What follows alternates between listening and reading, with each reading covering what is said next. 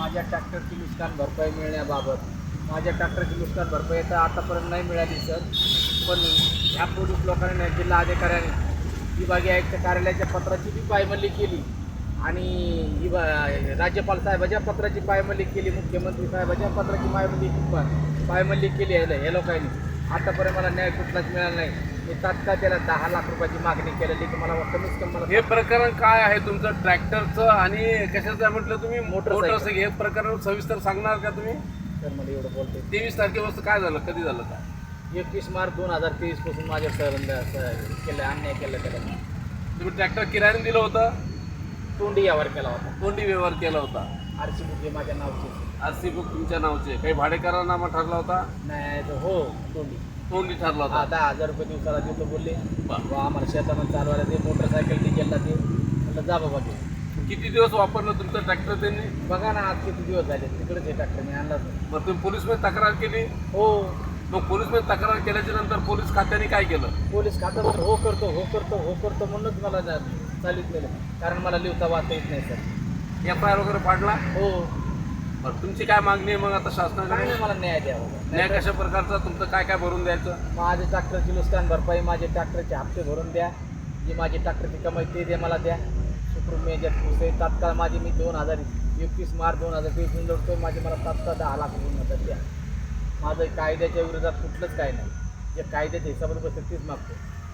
पण तुम्ही म्हणता की अट्रॉसिटी दाखल झाली त्यांच्यावर काही हे झालं का? गुन्हा दाखल झाला? गुन्हा दाखल झाला तर काय झाला, त्याने अटकपूर्व जामिनी केल्या, खुशाल बिंदास.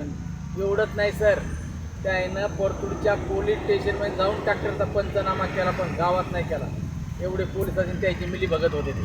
म्हणजे पोलिसांची आणि समोरच्या आरोपीची मिली बघत आहे असं तुम्हाला म्हणायचं आहे? आहेत. पंचनामा कुठला पोलीस स्टेशनमध्ये करतोय का सांगा तुम्ही?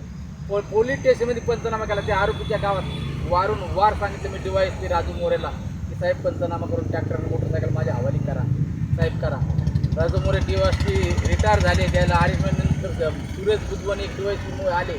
त्यानं ट्रॅक्टर फोडून आरोपीला बोलले आपल्या परतूर पोलीस स्टेशनला पंचनामा करा, जमा करून तुम्ही मोकळं येणार. सध्या ट्रॅक्टर कुणाच्या ताब्यामध्ये आहे? आता सध्याला परतूर पोलीस स्टेशनला भंगारा अवस्थेत जमा आहे. बरं मग तुमची काय मागणी आहे की ट्रॅक्टर भरून देण्यात यावे, त्याचा मोबदला वगैरे घ्या? हो. आणि माझे हप्ते गिफ्ते भरून माझा शोरूम गाडी होती. समोरच्या व्यक्तीचं काय नाव आहे जे त्यांनी तुमचं ट्रॅक्टर नेलं होतं ते? राजेंद्र नारायण मधमुले, गजानन नारायण मधमुले, ऋषिकेश नामदेव काळे, प्रभू संपत टाके, अनिल बाबासाहेब टेकाळे, तेजस अनिल टेकाळे. गावाचं पत्ता सांगा. राहणार गाव नांद्रा, तालुका परतूर, जिल्हा जालना. अनिल बाबासाहेब टेकाळे या 2 आरोपीचं गाव वडगाव आणि तालुका परतूर, जिल्हा जालना. यावेळेस तुम्ही ट्रॅक्टर वगैरे मागणी केली तर तुम्हाला काही धमकी वगैरे देतात का? हो, लय धमक्या द्यायला. मला मारलं, ईस पाजलं होतं. माझ्या गावातल्या लोकांनी मला वाचवलं सर. FIR कापून बघा तुम्ही वाचून. तुमचं काय नाव आहे?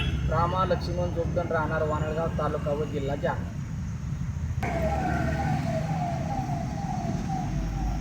तुमचं जे